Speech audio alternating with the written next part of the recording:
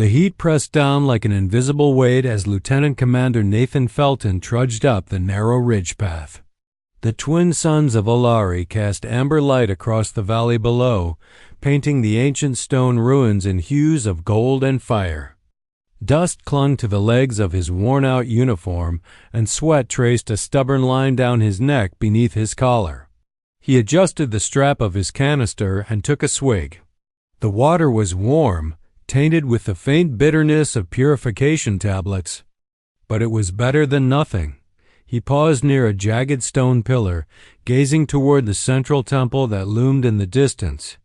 Its tiered structure looked like a pyramid of glassy obsidian, older than anything humans had ever built. The carvings etched into its surface shifted slightly in the light, creating the illusion that the stone was alive, watching. Nathan exhaled, low and tired. He wasn't here to decode ancient languages or make peace with distant civilizations. He was security, a body in uniform with a past no one asked about. Ever since the Europa incident, he'd been sidelined, handed diplomatic. Babysitting duties in places where fleet brass could keep him quiet. At least Allari was peaceful quiet enough to feel like exile. He reached the edge of the expedition camp where portable shelters gleamed silver in the light. Dr. Harrington waved him over, datapad in one hand, excitement lighting up his lined face. Felton, you're just in time. The High Priestess has approved entry to the Central Temple. Tomorrow at dawn, we go inside. First time in 10,000 years that anyone who wasn't born on this planet has set foot there. Nathan nodded, trying to look more impressed than he felt. Sounds like a party. Dr. Harrington grinned and moved on to brief the others. Nathan turned, already walking toward his tent, when a voice stopped him. Commander Felton. He turned and for a moment forgot the heat, the dust, the years behind him. She stood near the shade of a flowering tree, tall, poised, and otherworldly. Her skin was a deep velvet blue that caught the sunlight like satin. Her long silver hair shimmered as if woven from moonlight. A fitted robe in shades of emerald and charcoal hugged her form, accentuating grace rather than flaunting it. Her amber eyes watched him intently. I am Neria, she said, her voice like music laced with curiosity. Daughter of High Priestess Kayla. I have been assigned as your liaison for the temple visitation. Nathan blinked, caught somewhere between awe and instinct. He extended his hand before remembering they didn't shake hands here and lowered it awkwardly. Nathan Felton. Just Nathan's fine. She tilted her head slightly, amused. You are the pilot who flew through the vortex storm to reach the southern continent. The Allari call it the breath of Vashar. No one has flown through it and returned, he shrugged. Didn't have much choice. There was a medical drop that couldn't wait. Got lucky. Neria stepped closer. The air seemed cooler in her presence. I do not believe in luck. The storm devours aircraft as easily as it swallows light.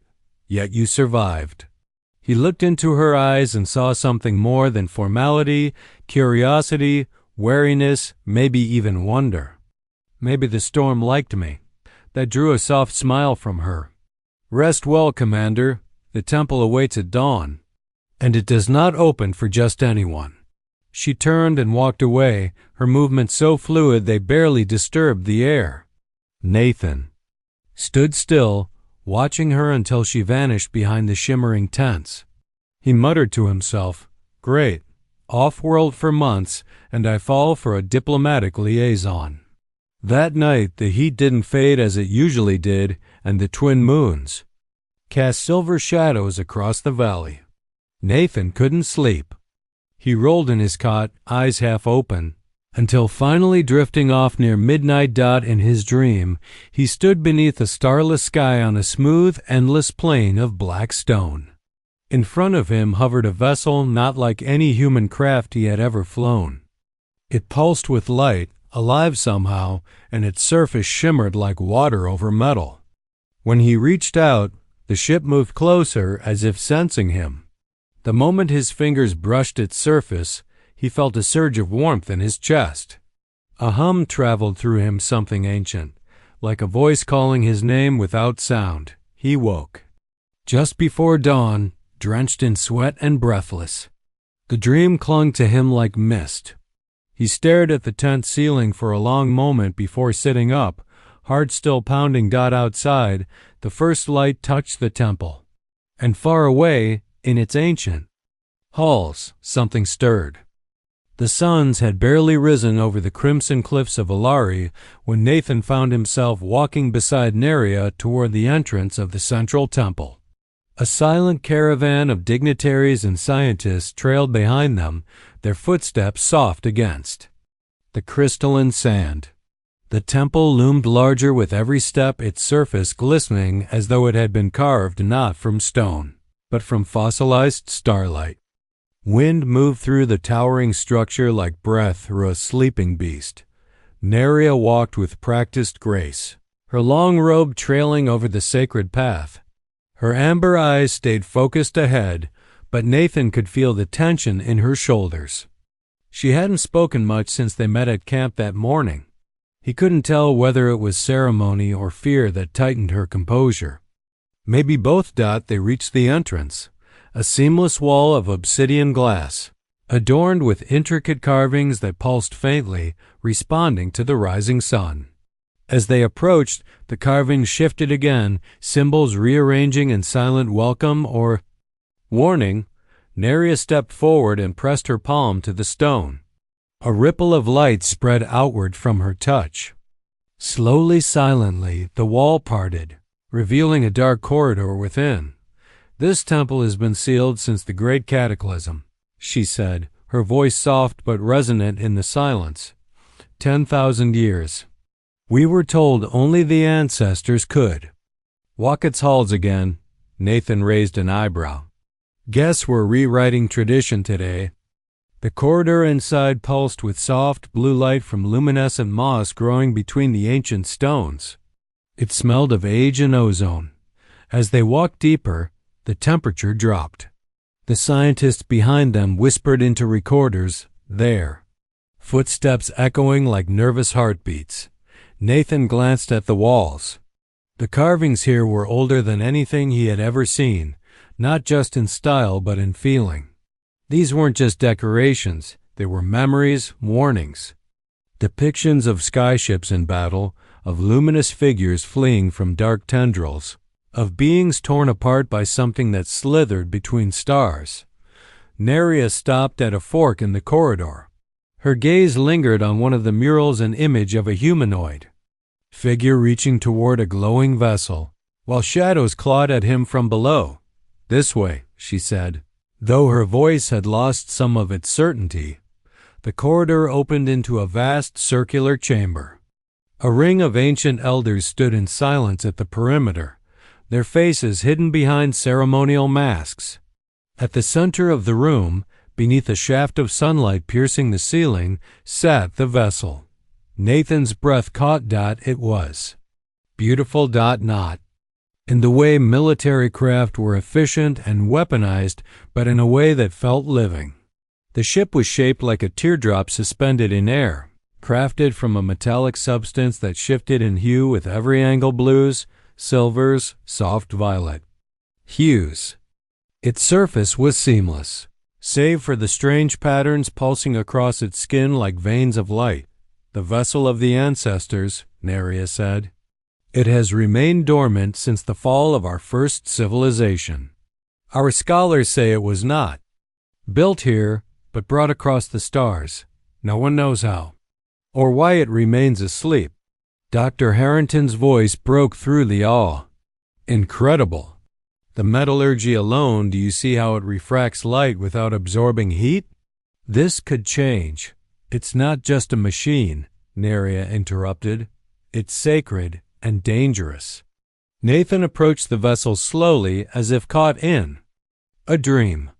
Every step he took made the air heavier, the energy around them more electric. His heart pounded not with fear, but recognition. "Nathan," Neria warned, "you should not go closer. Many have tried to awaken it, All have failed. But he didn't stop. He stepped within arm's reach, feeling the energy thrumming in. The ground beneath him. The vessel pulsed, the veins of light quickening, brighter now. He lifted a hand. Something in the air shifted, thickened. The elders stirred. Neria took a step forward, alarm blooming on her face. Nathan's fingers brushed the smooth hull. A soundless boom echoed through the chamber. Light exploded from the vessel's skin, rippling out like shock waves. The patterns on the ship danced, wildly, rearranging themselves in impossible geometries. Then silence. A seam appeared in the hull, splitting down the center like an eyelid opening. A ramp descended, smooth and fluid, like liquid becoming solid. Gasps filled the room. No. Neria whispered. This isn't possible. Nathan turned to her, eyes wide, stunned but not afraid. It responded to me. Before anyone could speak, a shudder ran through the chamber. The light dimmed. Symbols on the walls lit up, one by one, forming. A spiral of glowing glyphs, and then Nathan heard it. A voice not in his ears, but in his mind. You have returned. He stumbled back, eyes wide. Did anyone else hear that? The elders were frozen in place. Neria looked at him with an expression he hadn't seen before. Not awe, not admiration. Fear. Double quotes. Nathan, she said carefully, stepping toward him. Come with me, now. He hesitated. There are things you must see. Things not even the High Council has shared with outsiders. What about the others? He asked, glancing at Harrington and the rest of the team. Neria shook her head. They will be told this was a preliminary scan. The real truth is for your ears alone. She touched his wrist and a jolt passed between them. Not pain, something deeper. A warmth that bloomed up his arm and into his chest. You're not just the awakener, she said quietly. You may be something far more dangerous. And with that, she led him down a narrow, vine-laced corridor behind the temple chamber into the ancient, breathing heart of a world that had waited 10,000 years for him. They moved in silence through the hidden corridor, the walls pressing close, etched with unreadable symbols that pulsed with a faint inner glow. Nathan followed Neria deeper beneath the temple, each step away from the others feeling like a step out of time. The air grew heavier, cooler, laced with a scent like petrichor and burning metal. Whatever lay ahead hadn't seen sunlight or truth in millennia. Neria's grip on his wrist was tight but not painful. He could feel her pulse racing through her fingers. She hadn't spoken since they'd left the vessel chamber. Not until the tunnel widened into a stone chamber lit by a soft ambient glow from fungus growing in the ceiling. It shimmered like a sky full of trapped stars. This is the Hall of Prophecy, she said at last, her voice quiet but intense. Few of my kind have ever stepped foot here. Even fewer understand its full meaning. It's where the truth hides. In the center of the room stood a pedestal, and upon it an ancient tome bound in shimmering metallic hide. Its pages pulsed faintly like a sleeping heartbeat. Neria stepped forward and placed both hands on the book. The room responded. Glyphs flared to life across the floor and walls. A deep hum filled the chamber. Nathan stood back, awestruck. Opened the book, and its pages fanned out as if weightless. Holographic images and symbols lifted into the air, hovering around them in slow, deliberate orbit. This, she said, gesturing to the largest projection, is what my people have kept hidden, even from ourselves. The image clarified. A star system. Not Allari's, not even in any chart Nathan recognized. Then came ships, dozens of them, elongated, and luminous, fleeing a dying planet wreathed in smoke and red lightning. The ancestors, Neria said softly. They were not native to Allari. They came here in desperation, refugees from a dying world. The Vex pursued them across stars. Nathan's breath caught. You're saying your people aren't originally from here? No, and neither are you. More holograms appeared this time of humans, not modern ones. Tall, elegant, adorned in strange armor, standing in a crystalline city on a planet that could only be Earth but ancient, unrecognizably advanced. The First War nearly consumed them, Neria continued. To escape extinction, they split. Some came here, others vanished into deep space, and a few stayed behind to hold the Vex back. Nathan stepped forward, barely breathing. That's why the ship responded to me.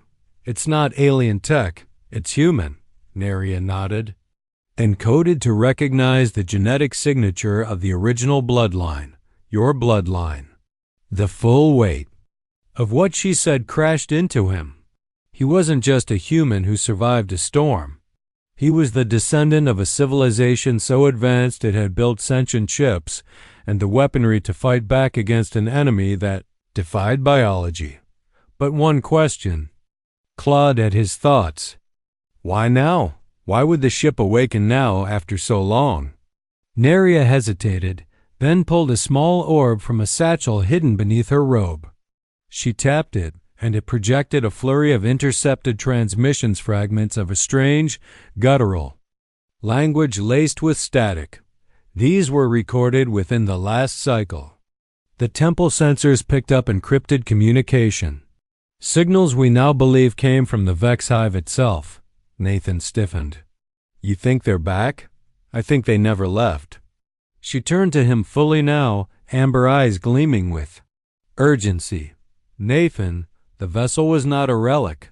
It was a prison, built to contain the last Vex Queen. And when you touched it, I let her out, he finished, his voice hollow. Maybe, Neria admitted. Or maybe you've only just triggered the defense system. The prophecy says the Awakener will bring the darkness, but also the means to end it. The vessel is both a key and a weapon. But its weapon cannot be activated by us. Because? You're not of the original blood, Nathan whispered. Only someone like me can wield it. And only with help from someone like me, she said, stepping closer. The prophecy also speaks of a bond between the Awakener and a daughter of Allari, a union that will stand at the edge of annihilation. Her meaning was clear. The binding between them wasn't coincidence. It was design ancient, genetic, and spiritual. Nathan looked at her, at the way her silver hair caught the light, at the worry behind her steady voice, at the longing she couldn't quite hide. You believe all of this? I feel it, she replied, placing her palm gently over his chest. Here, when I'm near you, the temple responds. The ship comes alive, and something in me opens. Nathan didn't move. He let her touch linger, the connection growing deeper, as if their hearts had started sharing the same rhythm. But before he could speak again, a vibration rolled through the floor. The lights in the chamber flickered. A deep primal growl echoed from the corridor behind them, unnatural and wrong. Neria's eyes widened. They know you're here. A blast tore through the corridor wall behind them, revealing a jagged tunnel. Something slithered just beyond the dust and smoke, shadowy, multi-limbed, eyes glowing faint red. Neria grabbed Nathan's hand. We have to go, now. As they ran through a side exit hidden in the prophecy chamber, alarms, ancient, mechanical, yet still functional, began to sound throughout the temple. The walls lit up with glyphs in warning red. Doors slammed shut behind them, sealing off corridors. What is that thing? Nathan shouted over the sirens. A scout, Neria gasped. One of the Vex Sentinels. The Queen knows you're here and she's testing your defenses. As they burst into an open atrium, the vessel was already waiting, ramp lowered, lights glowing. Nathan froze mid-stride. It's calling me. Yes, Neria said, breathing heavily beside him. And this time, it wants you to fight. They ran inside, the ramp sealing behind them. The ship hummed in welcome, systems activating around them in response to his presence. "Strap in," Nathan muttered, taking the pilot seat. "Let's see what this thing can really do." "Wait," Neria said, sliding into the seat beside him, her voice trembling just a little. "If we do this, if we activate the bond fully, it will link us."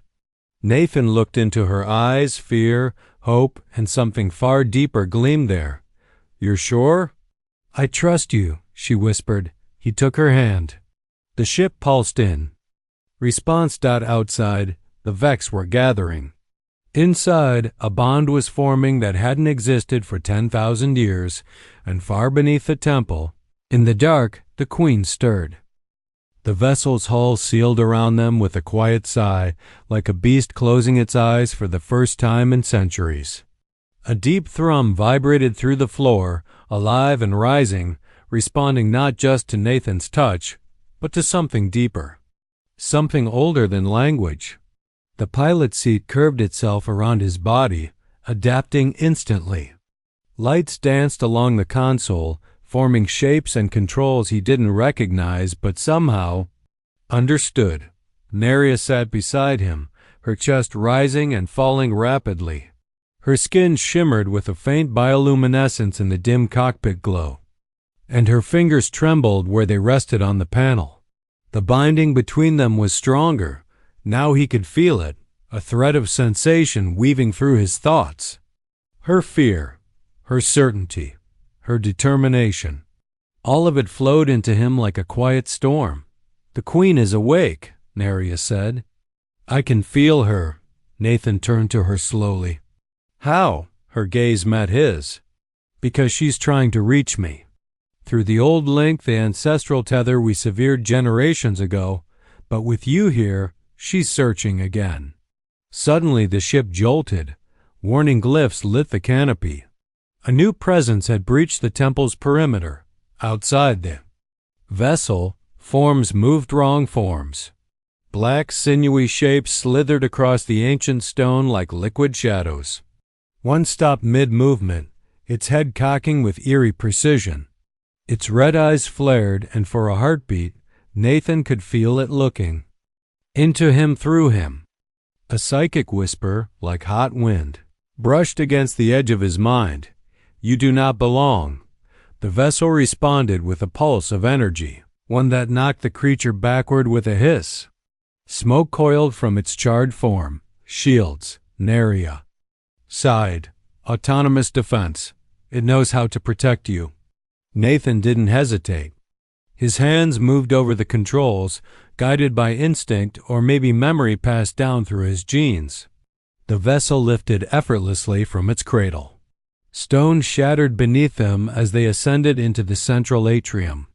Dust and light scattered in spirals as the craft rotated midder, turning toward the open sky above.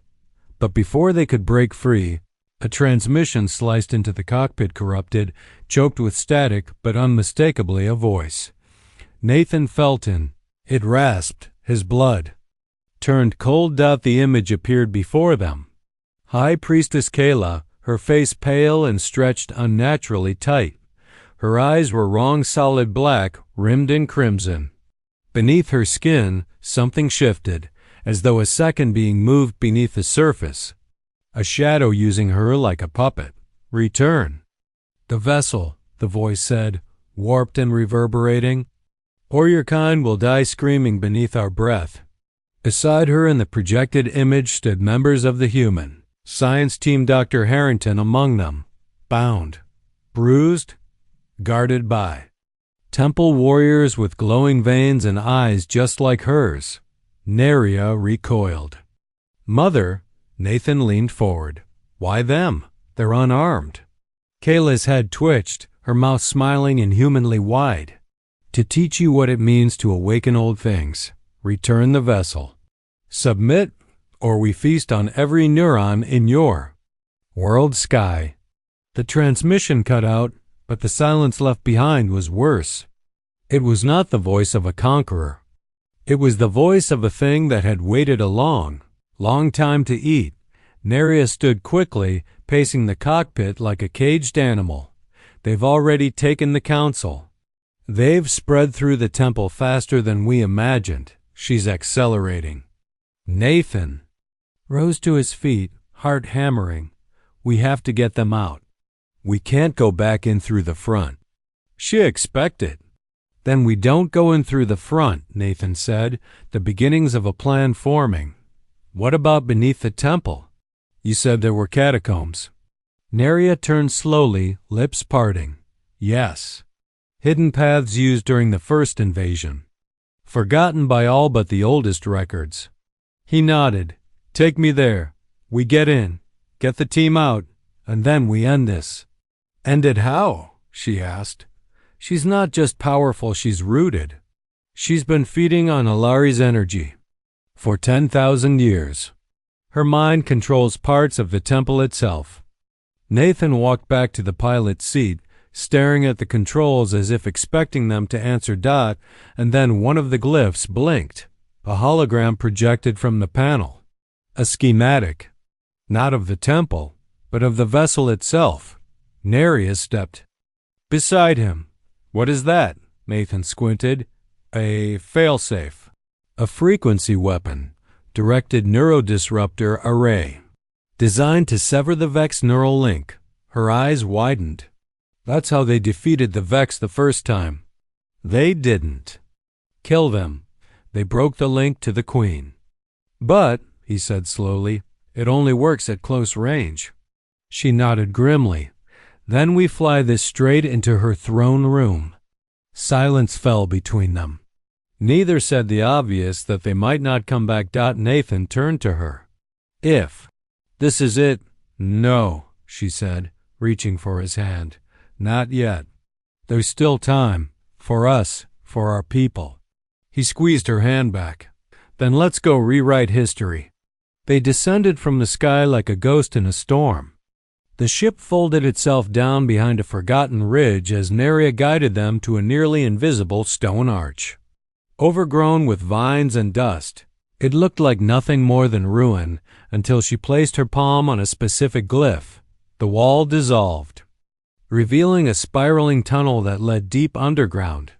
The catacombs were a world unto themselves, endless stone passages filled with crumbling statues, dim bioluminescent roots, and carvings that whispered of a war the stars themselves had forgotten. The air was thick with age. And the closer they got to the Queen's chamber, the more Nathan's head buzzed with pressure. She was near. And she knew. They turned a final corner, and there, suspended in the dark like a spider's nest, pulsed the Vex Queen's core, a glowing crystalline mass wrapped in veins of red light. It beat like a heart made of nightmares. Guards lined the platform, silent, twitching. Parasites danced beneath their skin. Nathan reached for his sidearm. We hit fast. We get them out. Then we fly this thing straight into the monster. Neria nodded. Together. But then she staggered, eyes going wide. A ripple moved beneath her skin. Neria? He gasped. She's trying to reach me, she choked. Trying to take control. She collapsed in his arms, and as her eyes flared red for the first time, the Queen whispered through her voice, You were never meant to resist us. Nathan froze one breath away from losing everything. Nathan held Neria's body as if his grip alone could keep the Vex at bay. Her limbs trembled, muscles twitching beneath skin that shimmered faintly with that same vile crimson glow infecting the temple guards. Her breath came shallow, her amber eyes, once clear and luminous, now flickered with slashes of red like fire trying to burn through storm glass. Neria, no, stay with me, Nathan whispered, his voice cracking. She writhed once, then went terrifyingly still. Her back arched, and a hiss escaped her lips, not her own voice, but another, layered and ancient. The sound echoed through the catacombs like fingernails, scraping through metal and stone. Nathan felt it before he saw it, a psychic pressure crawling into the back of his mind. A whisper not spoken, a chill not caused by air. Join us, the voice filled the chamber, not aloud, but inside his skull. You are of the blood. Come home. But instead of surrender, something inside him surged, an instinct older than the vessel, older than the prophecy. He reached for Neria, pressing his forehead to hers. No, he growled through clenched teeth. You don't get her. The queen screamed inside Neria's body in unholy sound, and tendrils of dark energy lashed outward from her like living roots. One struck Nathan's shoulder, burning into his skin like acid. Pain roared through him, but he didn't let go. I'm not like the others, he spat through gritted teeth. You want a host? Try me. Another tendril lashed toward his chest and stopped, mid-air, recoiling like it had touched fire. Nathan's eyes widened. The ship, the binding. It wasn't just a link between them, it was a shield.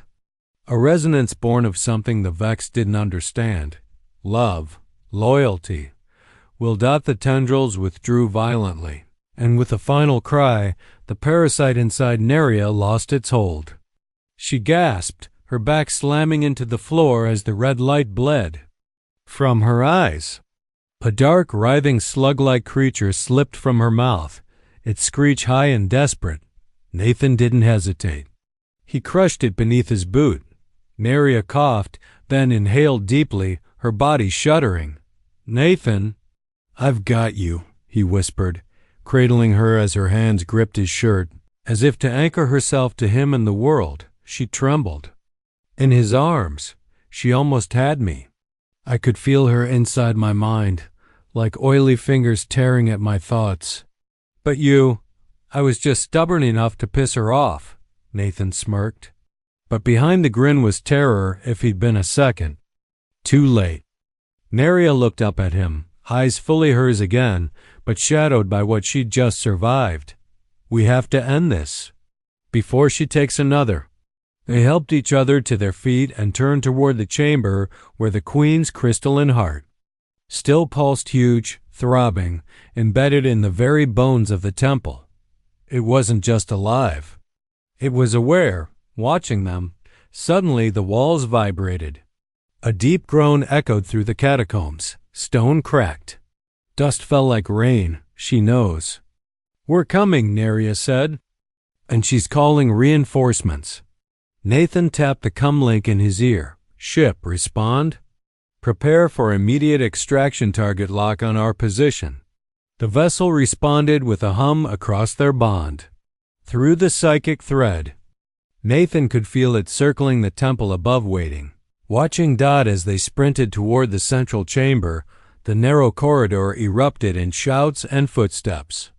Vex-infected guards poured from side tunnels. Nathan fired instinctively, his plasma rounds dropping too. But more kept coming. Neria's shortcut. This way. She yelled, veering right. They ducked into a side passage just as a wall of blackened energy tore through where they'd been a second before. Nathan could feel the heat on his back. They emerged into the main sanctum of the temple. Queen's throne room. It was unlike anything he'd seen. The crystalline heart of the Vex Queen floated above a dais of woven roots and circuitry. Tendrils extended from her like veins into the walls, the ceiling, the floor. The temple was her body. It pulsed with an eerie red light, casting moving shadows on the surrounding statues of forgotten gods. And chained to the base of the dais were the humans, Dr. Harrington, 3 others. Eyes wide but alive, Neria pointed. We get them free. You activate the frequency. Nathan nodded, slipping her the key from his belt. Free them. I'll handle the queen. What? I'm the key, right? Only I can activate the weapon. Go. He sprinted up the dais as the queen stirred. Her form began to manifest, a woman-shaped being made of translucent muscle and wire, crowned in thorns of light and obsidian. Her voice came in layers. You are the missing line. The lost node, the broken song. But even you can be rewritten. Nathan reached the vessel's remote panel embedded in the dais, waiting for his touch. His fingers hovered. Then, without looking, he said, Neria. She turned from the captives. "What? I need you here. Now?" She ran. He extended his hand as she reached him. The moment their palms met, the panel lit with blinding blue light. A second tendril of psychic energy burst upward, linking their minds to the ship. A new control interface bloomed into being in front of them. It read his DNA, her thoughts, the binding, the love they hadn't yet dared to name. Weapon interface. Unlock. Nathan activated it. A burst of sonic light exploded outward from the dais, shattering stone, statues, and infected flesh. The Vex Queen screamed, her voice collapsing into a chorus of agony. Parasites throughout the temple convulsed and died. The red glow dimmed. The temple shook, alive in pain. But the queen, she wasn't finished. Her form recoiled, then surged forward in a final act of desperation. A claw made of 1,000 knives swept toward them. Neria screamed his name, and then impact. Everything went white. When the light faded, Nathan was on his back, blood in his mouth, vision swimming. The queen's body twitched in its death throes, burning from within. He pushed himself up. Neria knelt beside him, her hand pressed to his chest. "Nathan?" He blinked. "Still here. Don't ever do that again." He smiled weakly. "Only if you promise not to die on me either." Around them, the temple was crumbling, but the vessel hovered in the open roof above, its ramp extended. As the last of the queen's body dissolved into ash and broken light, they staggered toward the ramp, the rescued humans behind them. Above the ruins of Allari's oldest temple, a new sun began to rise. But deep within the vessel, the captured remnant of the Vex Queen pulsed silently in containment, still whispering, still watching, still waiting.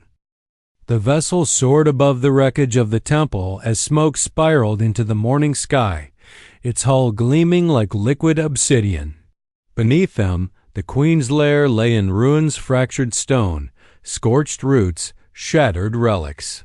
But even as Nathan guided the ship through the rising thermals, a sick weight twisted in his chest.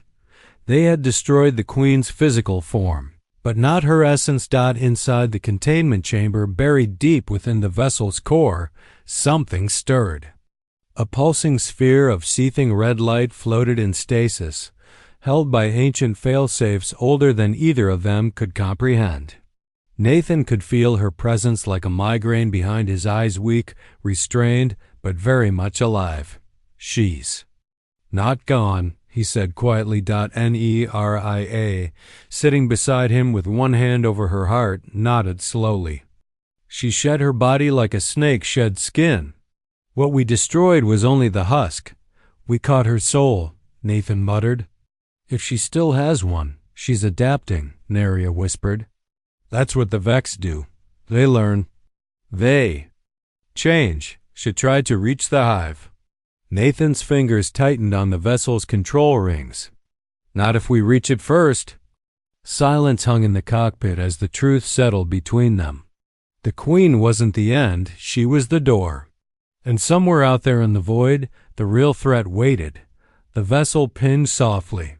A new set of coordinates flashed across the screen once. The queen had tried to bury in corrupted layers of data. The ship had uncovered them during her containment. A trail. A breadcrumb path. At the end of it, a massive Vex construct suspended in interdimensional space. Not a world. A womb. A living hive. Nathan's hands hovered over the controls. "You're thinking of chasing her," Neria said. "I'm not thinking," Nathan replied. "I'm doing." Before she could respond, a chime echoed from the cockpit, an incoming message. But it wasn't from Earth, or Allari.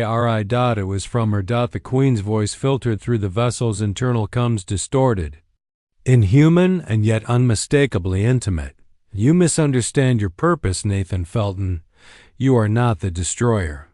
You are the bridge." The failed child of a dead empire. Images began to flash across the cockpit. Earth as it had once been.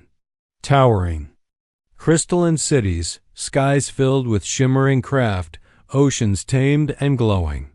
Then war-red skies, Vex swarms ripping through the stars. And finally, ships fleeing in every direction splitting the bloodline. Neria inhaled sharply.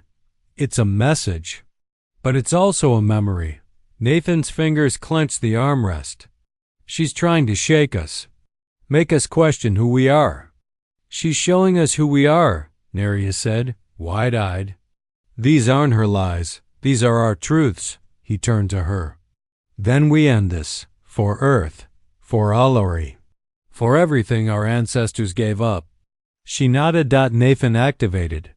The quantum drive dot in a pulse of distorted light, the stars warped around them. The vessel punched through reality like a needle tearing fabric. The cockpit went black, only their mental connection tethered them. Then, flash. They emerged into a place that wasn't space. It was something older, a realm of shifting gravity, colors that didn't exist in any spectrum, and structures the size of continents suspended in endless twilight. Tendrils of energy arced between colossal floating wombs of stone and metal, each glowing with the sickly red of Vex biomatter. It was beautiful. It was horrifying. The hive world. Nathan's skin prickled. The Queen's whispers returned, but fainter, contained, not gone. She's here. A warning glyph lit the console, multiple heat signatures alive. The vessel's scan translated them into horrifying detail. Vex spires. Energy webs. Thousands of cocoons suspended in orbit. Vex. Hosts in incubation. She's building a new army, Neria whispered. She's been doing it for centuries. Nathan's blood ran cold. And when the Queen was released, it triggered a countdown. A new glyph activated. The vessel pulsed. Its core had something Nathan hadn't fully understood. Final protocol. The Shard Protocol. A concentrated weapon meant not to destroy a single Queen but to sever the Vex hive mind completely. It would collapse the network and fragment their consciousness across space-time. But there was a catch. It could only be activated from inside the hive's primary node. That meant landing. Going in. Possibly not coming back. Neria read the data. Over his shoulder. If we fire from here, we'll kill the clones. The Queen will survive. If we go inside and trigger it manually, we can end her forever. Nathan turned to her, voice low. This is a suicide run. Not if we both make it out. They suited up in silence. Light armor woven from the ship's nanomaterial wrapped around them, forming second skins. As the vessel descended toward the central hive, Nathan felt the Queen writhing within her containment chamber, sensing their proximity to her heart. The ship breached the hive's outer shell. Inside was a world of pulsing flesh and stone. The hive screamed in silence. The Queen's consciousness pushed outward, a psychic storm of fury and fear. You betray your blood, she whispered. You are the last. There will be no others. Nathan and Neria fought their way through pulsating corridors. The hive attacked with corrupted drones and infected beasts. But the vessel gave them shielding, weapons, guidance. Each battle scar only made them move faster. At last, they reached the core, a massive throne of crystal and bone, a crown of neural roots, a pulsating heart, and beneath it, the control node. Nathan inserted his hand into the interface. The hive shrieked. The Shard Protocol began to charge. Once it starts, we'll only have seconds, Neria warned. You'll need to link with the vessel, through me. Nathan reached out. She took his hand. Their minds flooded with light, memory, pain. Hope. Their bond sang. The control matrix flared. The Queen's true form rose in front of them, projected in pure thought. You dare. Nathan met her eyes. I don't dare. I do, he activated. The protocol. A sphere of golden white energy erupted from the node. The hive began to fracture. Screams, physical and psychic, ripped through the space. The Queen's image cracked and crumbled. "You are not worthy," she cried. Neria held Nathan's hand tighter. "No, we're human. That's what makes us worthy." The light consumed everything. And then silence. Darkness. A breath.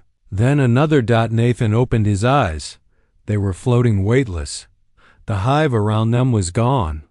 The Queen's presence gone. The vessel hovered behind them, its ramp open. Waiting. They drifted back inside. Bruised. Burned. Alive. The ship sealed them inside and jumped. Behind them. The hive shattered like glass. Forever. The stars realigned with a violent shudder. The vessel emerged from the collapsing vortex in a blaze of golden light, cutting across Allari's dawn like a comet reborn. For a moment, it hovered above the high temple, silent, gleaming, victorious before. Descending in a slow, graceful arc to the courtyard where it had first awakened. Nathan Felton collapsed back in the pilot's seat, breath ragged, arms shaking. His vision swam not from pain, but from sheer disbelief. They had done it. The Vex hive was gone, not disabled.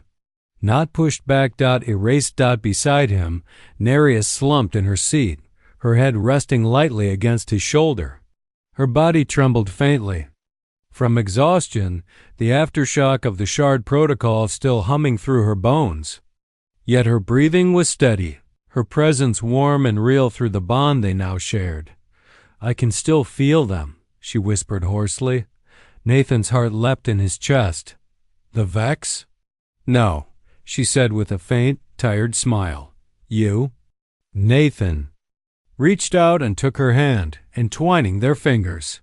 "Good, because I'm not going anywhere." The vessel landed softly on the stone, its core humming in quiet satisfaction. As the ramp lowered, warm winds swept through the courtyard, lifting the edge of Neria's silver hair and scattering leaves from the twin sacred trees. Nearby, a crowd had already gathered, council members, temple guards, scholars. And at the front stood High Priestess Kayla, her face pale but free of the Vex corruption that had twisted her. Her expression was unreadable as Nathan and Neria descended the ramp, scorched armor still clinging to them like memory. The silence was deafening. Then Kayla stepped forward. She bowed not with reluctance, but reverence. "You have done what none of us dared to believe possible," she said. "You severed the Queen's chain.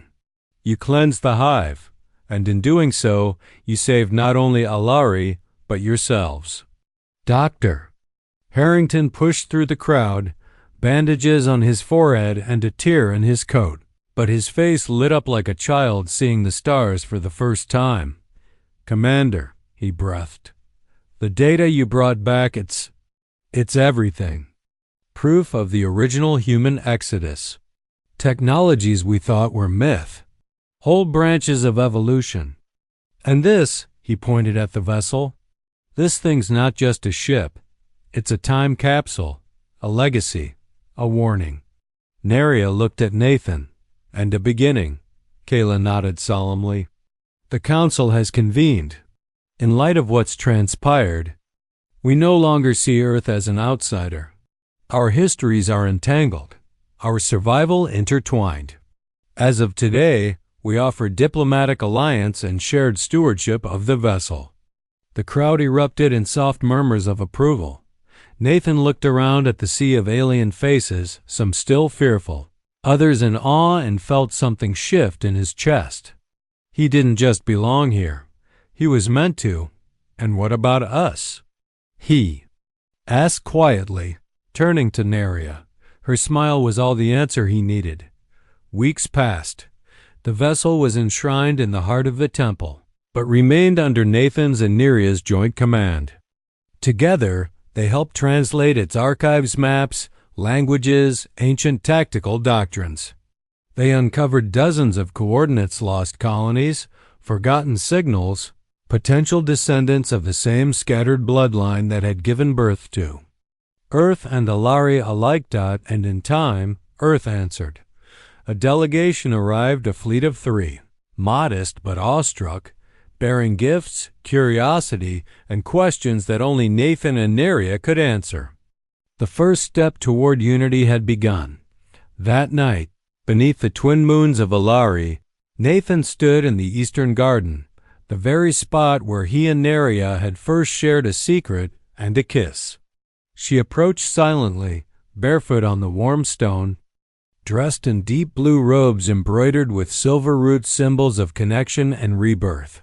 "You're thinking again," she said, slipping into his arms. "I'm always thinking," he murmured, resting his forehead against hers. "But not about the war. Not anymore." "What then? Our future. Earth and Allari, you and me. What we might find out there." Neria smiled. "Then let's go find it." He leaned down and kissed her, slow and unhurried. Through their bond, he could feel her soul brushing against his like wind over water. It was more than love, it was recognition. Across 10,000 years and galaxies torn apart, they had found each other again. Sometime later, inside the containment chamber, the pulsing sphere that held the last fragment of the Vex Queen shimmered. She had not escaped. She had not won. But she had learned in the absolute silence of her prison. She waited, watching, thinking. And in the back of her fractured, severed mind, she feared because for the first time she had faced an enemy that could not be calculated, assimilated, or overwritten. A human spirit, and a bond that defied extinction.